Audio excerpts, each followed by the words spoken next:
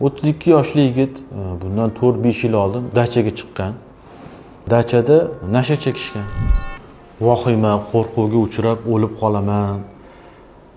Shunaqa qo'rquv bor, o'lib qolsam kerak deb o'zini tekshirib yuradigan bemorlarimiz bo'ladi.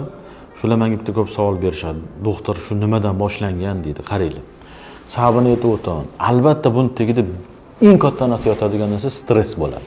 Qachonlardir o'sha odam stressga tushgan bo'ladi. Masalan, qarang mana bo'lgan voqea 32 yoshli yigit bundan 4-5 yil oldin dachaga chiqqan.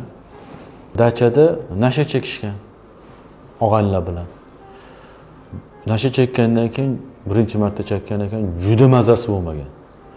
Endi o'lib qoldim, tamom, endi yuragim urib ketyapti edi, nafasim siqilyapti, qo'l oyog'im bo'shashgan. Tamom, o'ldim, ketdim degan hissiyot paydo bo'lgan. Bu vaqt o'tgan, o'ziga kelgan 1-2 soatda u yoq bo'lgan, dachadan kelishgan, 3-4 kun yurdim. Orada kechga yaqin, shomga yaqin mana shu hissiyot qaytadigan bo'lib qoldi deydi. O'lib qolsamchi, yuragim tez urib ketadi, boshim aylanib ketadi, qo'l oyog'im bo'shashib ketadi deydi. Qarang.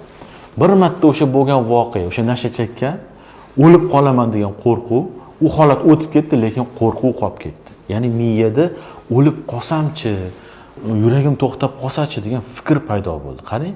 Mana shu fikr, ya'ni obsessiya keyinchalik qo'rquv chaqiraveradi. Yoki bo'lmasa mana infarkt bo'lgan bemorlarimiz. Infarkt bo'ladi. Infarkt eng katta belgilaridan bittasi o'lim hissini bo'lishi. Juda boshqacha bo'ladi u. Shu ko'krak qafasida g'alati hissiyot bo'ladi. Mana shu holat ham keyinchalik infarkt o'tib ketadi, tuzaladi yoki stent qo'yadi, yaxshi bo'ladi. Lekin ana shu yana o'lib qolsam, yana shunaqa holatga tushib qolsam-chi deb vahima bemorda ana shu holatni o'zida yana qaytalanishiga, ya'ni shunaqa hissiyotni yana qaytalanishiga sabab bo'ladi. Mana shunaqa stresslar oqibatida yoki bo'lmasa mana bittasi kapelnitsa oladi, mana bo'lgan voqea. Kapelnitsada qanaqadir reaksiya beradi, reaksiyada o'lib qolaman deb o'ylaydi, lekin o'tib ketadi, hammasi joyiga keladi, lekin ana shu qo'rquv qolib ketadi. Ya'ni miyada men o'lib qolsam-chi, yuragim to'xtab qolsa-chi degan fikr paydo bo'ladi. Bunaqa bemorlar endi son sanoqsiz tekshiruvlardan o'taveradi.